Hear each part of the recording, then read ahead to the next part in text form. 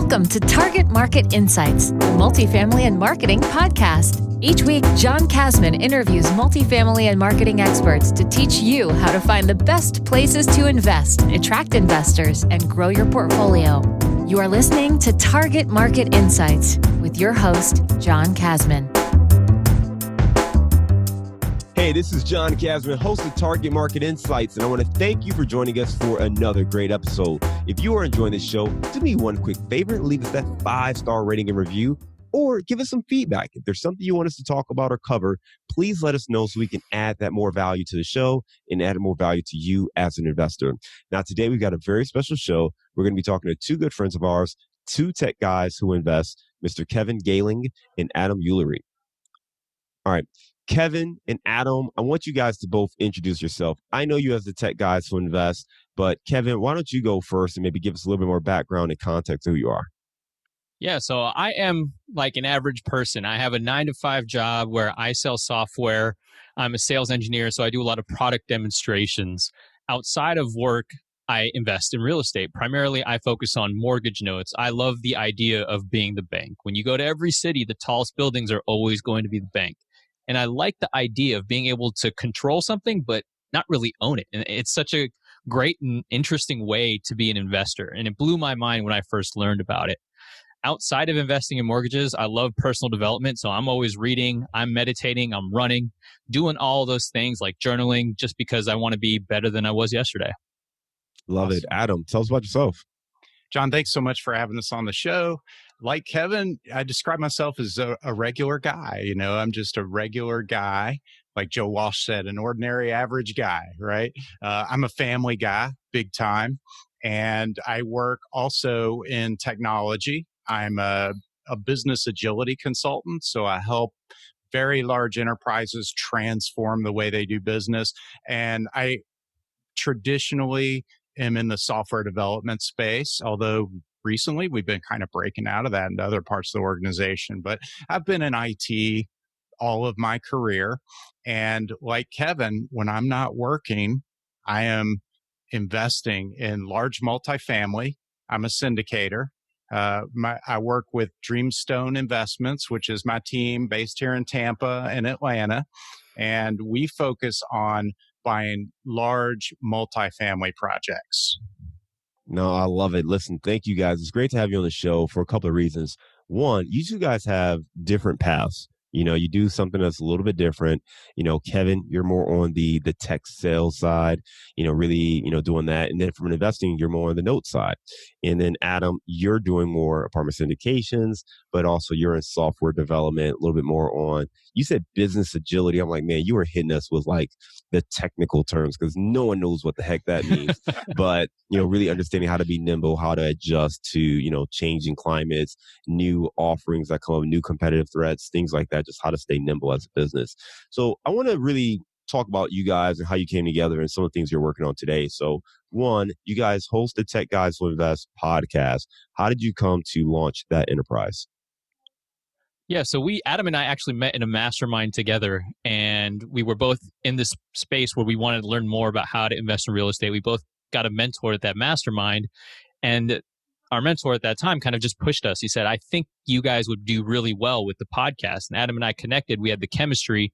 And as we got to know each other, we realized that we really love educating people, that we believe in abundance. So if we learn something, we're going to share it. If we have a connection with you, for example, we'll bring you on the show so that you can share your message, because we really want to teach people how to invest wisely and safely. Yeah, it was clear when we first met, we kind of had that chemistry Kevin talked about. And then once we started doing this project together, it became even more clear. And it turns out we have a lot of things in common. We both really have this abundance mindset. Well, we both think mindset is really important, and we really love digging into that. In fact, on the podcast, we talk about that a ton because we think it's so important for people to have the right mindset. We both know that self-limiting beliefs and fear and things that can hold you back are internal. And any person can break through that to become greater than what they are now if they want to. And both Kevin and I have already mentioned that a couple times just in this setting. And we talk about it a lot because as we described ourselves, average guys, normal guys, we're doing it. And we're sort of documenting our journey to let other people know you can do this. If you're listening and you think, I'm not sure if I could do some of the stuff John and his guests talk about, you can. You absolutely can. I know because I'm that guy. Yeah, listen, I think it's huge, and that example helps, right? Listening to you talk about it, listening to Kevin talk about it. I mean, that's one of the big things because it's easy to listen to a podcast or watch somebody on video and kind of lift them up as this expert and someone who, is just so far ahead that you could never even get close to trying to match what they're doing. But the reality is we all start somewhere.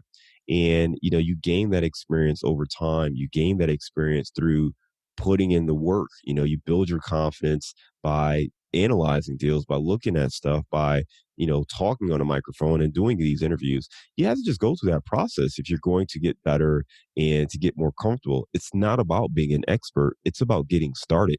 It's about taking the necessary steps to be successful. And as you talk about mindset, I know that's a big challenge for people because you may listen to a show or see people and hold them in high regard.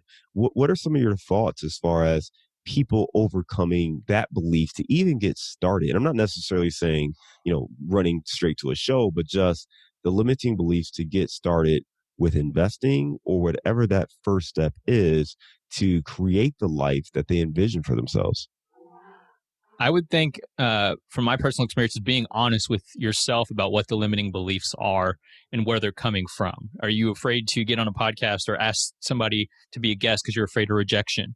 Are you afraid to make an offer because you feel like it won't get accepted? Or are you afraid to do something because you're not sure what to do, right? I think that for me was a big step, is recognizing what am I really afraid of by procrastinating or stopping myself from doing this. And to get over that is first recognizing it and then talking to people who have done it before. I've found that people are willing to help you if you're putting in the work.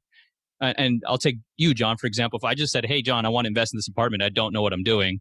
It might be kind of too broad. But if I said, hey, John, this is how I'm breaking it down. Can you help me figure out how, poke some holes into what I'm looking at? You might be more apt to, because you can focus, okay, I know that I need to help with this analysis or something along those lines. So by putting in the effort, as you were talking about, I've found that more people are willing to help me out. And knowing that you're not really alone. And that's, I think, something that people will struggle with is when you feel like you're investing, you may feel like you're just doing it by yourself, but nobody does it by themselves. And that is a huge thing. It literally takes a village sometimes. The idea of syndication, for example, it takes a village to buy an apartment complex. Yeah. You know what, John, I love what he said there around really understanding yourself. I mean, that's about self-awareness, right? That's emotional intelligence. If you haven't read that book by Daniel Goleman, Emotional Intelligence, it's a phenomenal book to kind of help people who may not feel like they know where to begin, or how do I introspect? How do I become self-aware? How do I understand what some of my self-limiting beliefs are? That can kind of help you there. What Kevin said is so true about that. And then I think clarifying your goals, being honest with yourself about what you want them to be, not what you think other people think they should be. What do you really want them, need them to be?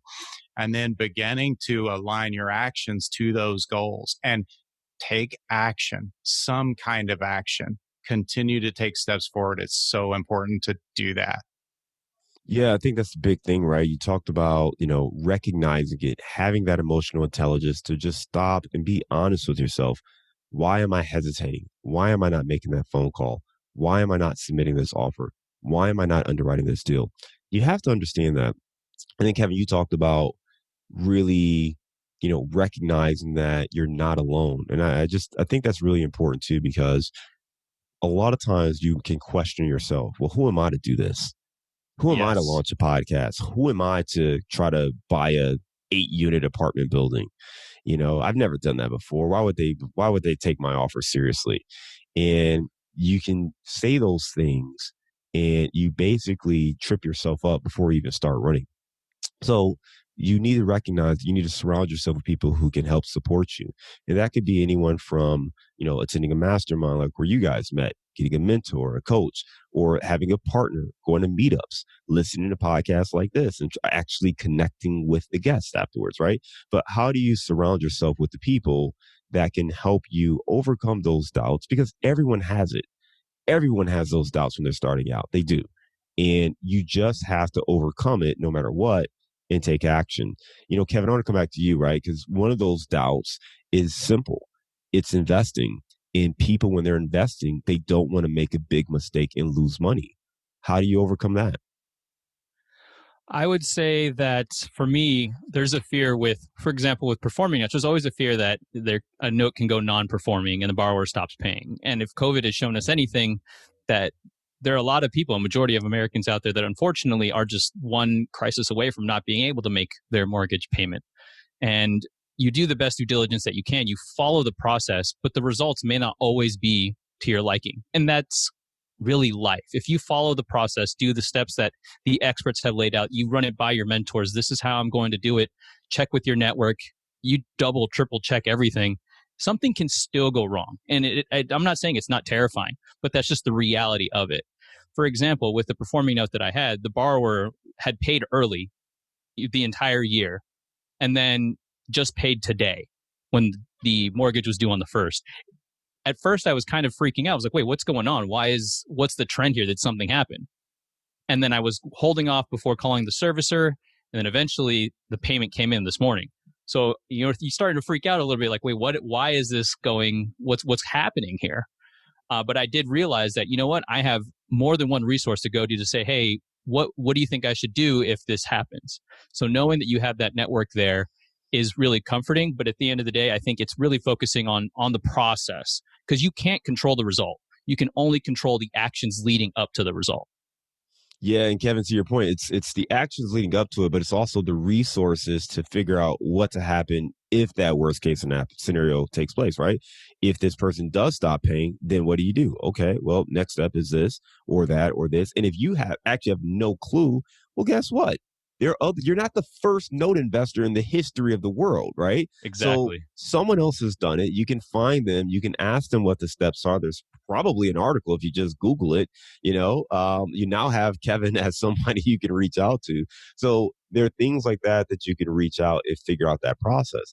Again, sometimes people can overthink things to the point where you never start because you're worried about every single potential thing that could go wrong versus focusing on what can go right.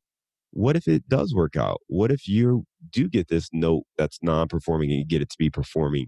What if you do make a triple digit, return on your investment? What if you are able to be a great investor? What if you are able to create the kind of income that can change your life, change how you spend your time, change your zip code, whatever, right? So, thinking about that and figuring out how to do it makes life much easier than trying to focus on the things that might stop you in the process. Adam, I want to go to you, right? Because apartment syndication is certainly not easy. And you being in the tech space, especially as a developer, and what'd you say? You do business agility. So, Yeah, you got all the technical stuff out there, right? So as you looked at apartment syndication, what were some of the fears and concerns that you had starting out, and how did you overcome those fears? Yeah, so good one. Lots of fears. The scale scared me for a long time, and when I learned by doing, right? So I started with a rental house, and then I got a duplex, and then I got another duplex, and I'm learning all the way. And then I started to learn about this multifamily buying apartment buildings. I'm like, are you kidding me? I lived in apartment buildings when I was like college age and stuff. Are you talking about owning one of those? Well, I'm not a rich guy. I come from a modest family. We just, we're not rich people that could do that kind of thing. See these self-limiting beliefs I had, right? So I'm thinking, this is too big for someone like me. And then the more I started to read about it and meet more people, and I realized I need to surround myself with people who are doing this and who have broken free. And I started to learn that it's not just people who were born wealthy or rich who do this kind of thing. Like, I didn't even know that. But the more I surrounded myself with people, the more I realized this is possible.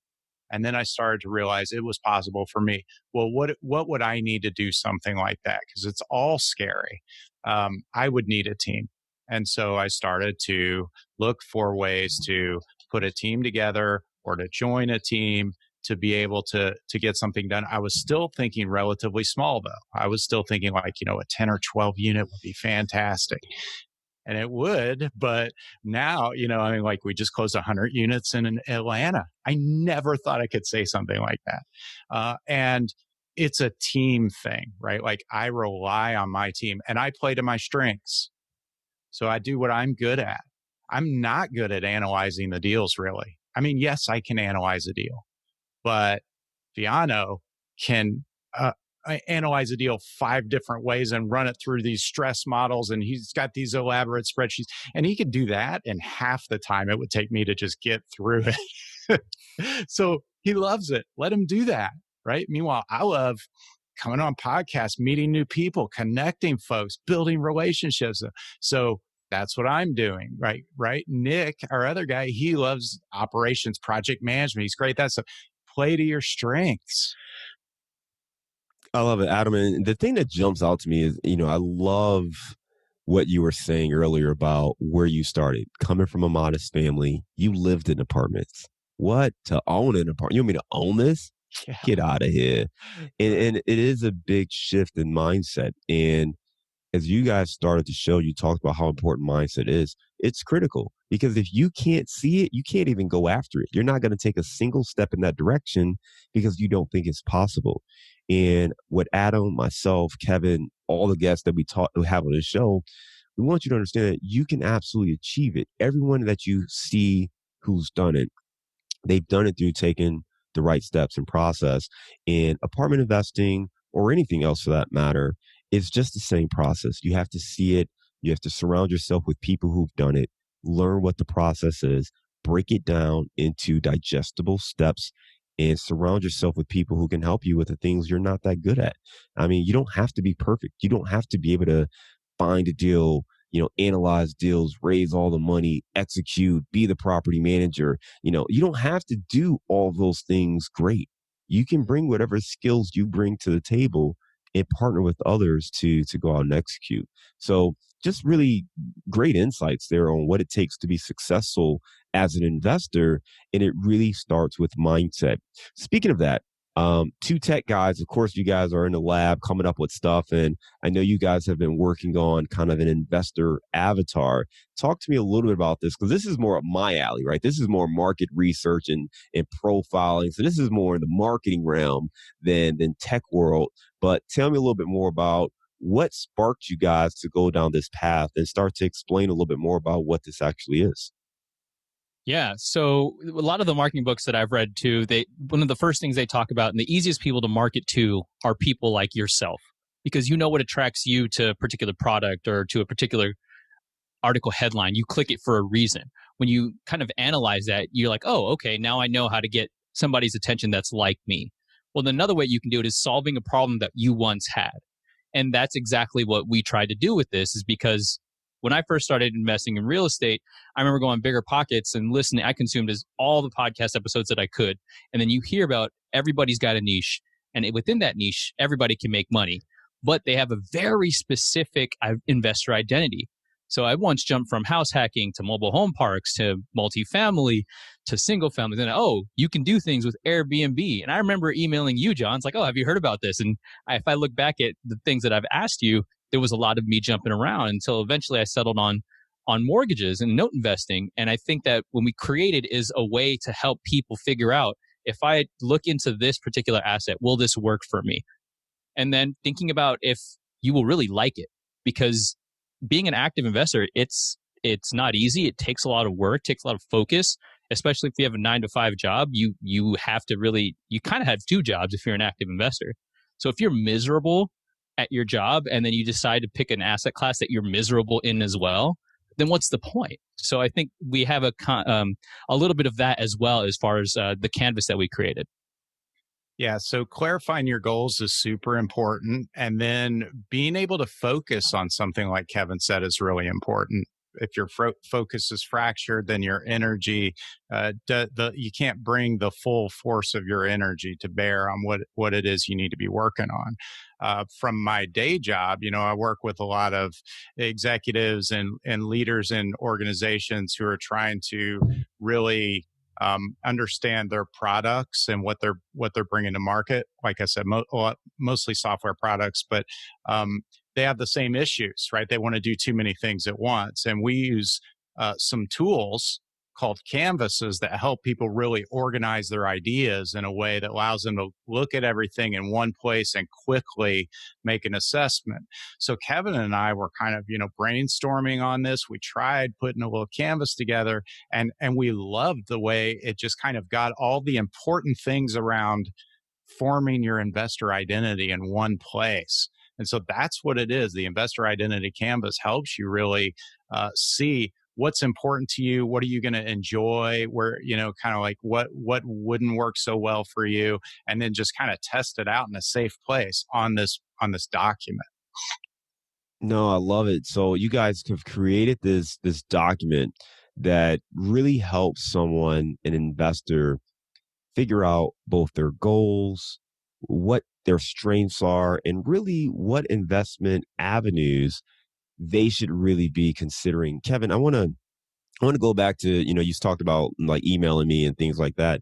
And for some context, Kevin and I kind of go way back. We met a few years ago now at a San Francisco Bay Summit, and we've kind of stayed in touch ever since then. And I believe at that time, you were going from trying to get into rentals to you were interested in apartments, and you somehow got into mobile homes, which I was like, oh, I had no idea you were even thinking about that. And then it was all of a sudden note investing, right? So to your point, walk me through like how this tool could have helped Kevin maybe 3 years ago to maybe get some clarity so you didn't spend as much time hopping around to these different asset classes and maybe finding, what you were actually solving for, what your passion was earlier in the process. So one of the big things about the tool is that you have to lay out what you ultimately are trying to achieve. And it's my personality to want to help people, and maybe it's the abundance mentality. But with mortgage note investing for non-performers, for example, you can work with borrowers to help them stay in their home. And that was a huge thing for me. That was a huge selling point, to be able to say, look, Mr. and Miss Borrower, I want to help you stay in your home. It seems like something just happened out of nowhere. You can't control everything in life. I want to be that person to help you stay in your home. So that was a big thing. And the canvas in the middle, it asks you what your big goal is. And it also talks about the things that you're strong at, things that you're not strong at. And for me, if I had used the canvas to analyze, okay, what about mobile home parks do I like? I really don't like mobile home parks, but it just sounded cool at the time because somebody was talking about it at the summit and how lucrative it can be. Well, then I start to realize that every investor is going to tell you what they're doing can be lucrative for a number of reasons. Not to say there's ulterior motives, but that's just how it goes. And they are, right? If they weren't lucrative, investors wouldn't be doing it. So obviously, exactly. It's going to work for somebody. Doesn't mean you're going to love it. Exactly. And then that's when if I had the canvas, it would have helped me lay out exactly how I was thinking about these different asset classes. And I think it would just help me be a little bit more focused earlier on. No, I appreciate that. Thank you for the clarifying. So, Adam, as you guys went and built out this tool, leveraging it for investors, what kind of feedback did you get as you started to kind of roll this out, sharing this tool with other people? What responses did you receive? We got good feedback that people like the way it helps them sort of hone in on this idea. First of all, a lot of people who are new to investing and beginning to learn haven't even heard of this concept of an investor identity. And so it helps introduce them to that as a way to say, yes, you do need to think about this up front. And that way you can focus on this thing and pour yourself into it. So the feedback we were getting was it indeed helped them do that. It was a great way for them to start to understand more about how they would play in this world of real estate investing. And, that is what we usually recommend people do is figure that out for themselves, take the time up front to do that. So you're not bouncing around. It'll end up saving you a lot of time on the back end if you do that. Yeah, that clarity, you mentioned it up front, right? About having goals and clarity. And if you have that clarity, it makes all of this so much easier. You mentioned clarifying your goals to focus your energy. And if you can do those two things, it makes life easier. Um, One, where can our listeners actually get this tool, right? What's the next step? If somebody wants to check this out and maybe, see where they fall, what's the best way for them to track this down? All they can do is go to canvas.tgwipodcast.com, fill out the form, and you get access to the free investor identity canvas. Okay. So what we'll do is to make it easy for people, if you go to the show notes, we will just put a link there that you can just click on. It'll take you right there. So just, if you don't know where the show notes is, if you scroll up, it should be there. You might have to tap on it, the visual one time. But if you go to the notes section, we'll put a link there. As we think about this, it's funny because whenever I come across a newer investor, especially somebody who's just really learning about real estate, and they learn about what we do, a lot of people want to get into it. But the first question for me is, well, do you want to be an active investor or do you want to be a passive investor? And a lot of times they don't know. So we start to talk about, the different steps, because as you were saying, Adam, being in the real estate syndication or being an active investor, it doesn't mean that you have to be the landlord, the property manager, and all of those other things. You may love numbers. You may love analyzing deals. And maybe the only thing stopping you from apartment syndication was you had a fear of talking to people and trying to raise money, right? But there are ways you can partner with people to do these different things, or to pair up with somebody who has the skill set that matches you. With this tool, how deep do you go? I mean, is it simply to cover you should be flipping or you should be, in apartment syndication, or do you really help people gain clarity on what skills they're best at and they can thrive on? Yeah, we do talk about that in the canvas. We help them think about what things are you good at, what skills do you have that you enjoy, and what are things you don't enjoy. And certainly it can help people decide if they want to be an active or passive investor. And that should kind of come out when they're honest with themselves about their goals. What many people don't realize is just how much work it is to be an active investor. Some people, if they stop and really think about that and they're honest with themselves, and one of their goals is to, not have to spend a lot of time on this, like they want to grow their wealth, but they have other things they'd rather spend their time on. This isn't their passion like it is the three of us. Then it helps them sort of see that. And now they can focus on that. Again, you still want to focus on it, whether you're active or passive, and it kind of helps you with that as well. Yeah, I think your point right there is that you can make money in real estate without necessarily being the person doing all the work. And if you are only doing this because you've heard you can make great money and lower your taxes and all the other stuff we spiel about, that's great, but that doesn't mean that you need to now, go and call property managers and brokers and start looking for deals. You can invest passively. And I think the whole point is figure out what works for you. I will say, I think you guys know as well, there are a lot of people who invest a lot of money, a lot of time to hire coaches and seminars and all sorts of stuff, just to realize they actually don't like that thing they spent all that money learning about. And if this can help them save them that time, the money, and gain some clarity before they go, deep down that pathway, it's certainly worth checking it out. So we'll make sure we link to that tool in the show notes. And let's move on to our bullseye round. You guys ready? Ready. Give me a failure or an apparent failure that set you up for later success. I would say when it comes to a failure of mine was making phone calls to banks early on to try and get on their buyers list or investors list. And all of it, every call I made was pretty much rejection. Like, no, we don't do that. No, we don't do that. And over time, I found myself kind of becoming used to getting ready to call.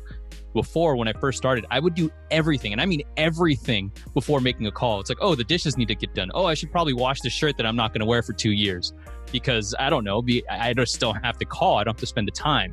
Once you get over that fear, you realize that there's really nothing on the other side of that. You make that phone call, you're not going to regret making that phone call. And it just keeps getting easier and easier. And for me, that's a metaphor for real estate investing. Yeah, that's awesome. I think for me, it's probably trying to do too much all myself up front. You know, when you first get started, it's pretty common for people to try and do everything themselves, property manage themselves, you know, fix things yourself. And it's not the best use of your time. Give me a digital or mobile resource you recommend for your business. And by the way, as tech guys, I'm expecting a really phenomenal answer here. Nice. I mean, I got an easy one, right? Slack. Nah, man. I was gonna say I don't want to hear Slack or Dropbox. I want to hear something that the rest of us peons don't know. So give me a real nice advanced tech application that the rest of us aren't already using or familiar with. All right, I'm going to try to redeem myself here. Miro. Miro.com. Miro.com. It is an amazing collaboration tool. It mimics being in a room with as many people as you want on a whiteboard with a million stickies, pens, markers, highlighters, and whatever you want. It's an amazing collaboration tool. Awesome. Thank you for sharing that one. See, fully redeemed now. All right. give me the book you've recommended or gifted the most in the last year. I would say Dale Carnegie's How to Win Friends and Influence People is something that I realize that you're dealing with people, and real estate is really a relationship game. And when people say it's a small world, it really is, right? You're networking with people who know somebody else. You're not too far removed.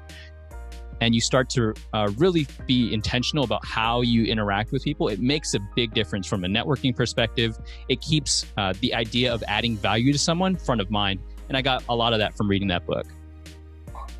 Late Bloomers by Rich Karlgaard. All right, love it. All right, give me a daily habit that helps you stay focused on your goals. For me, it's journaling. I follow the routine of savers. I think it's Hal Elrod. But if there's one thing that I would say for me is the most impactful, it's journaling. And I always start with 3 things that I'm grateful for, and I try to make it as specific as possible.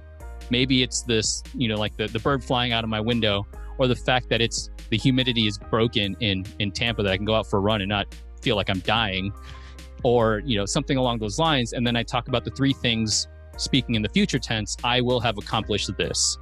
And that puts my 3 priorities in front of my mind, but it also makes it feel as if I've already done it. So I try to step into that and gain a momentum from that journaling.